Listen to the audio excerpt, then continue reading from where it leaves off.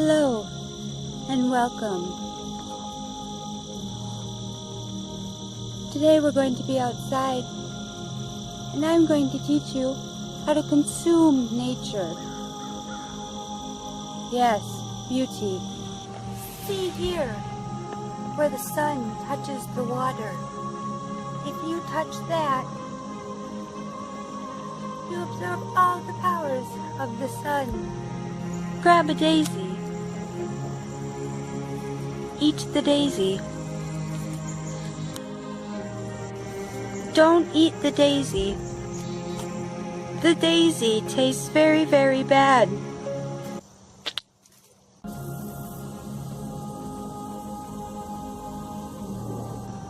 When you're out in the... Ooh, that's a very pokey plant. Don't play with that plant when you're out in the woods. Put your hand in the bear paw.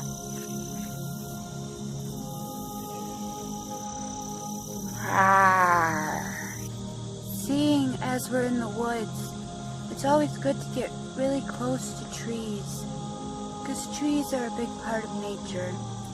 So to do this, you must hide amongst the trees. Here are some ways you can hide amongst them.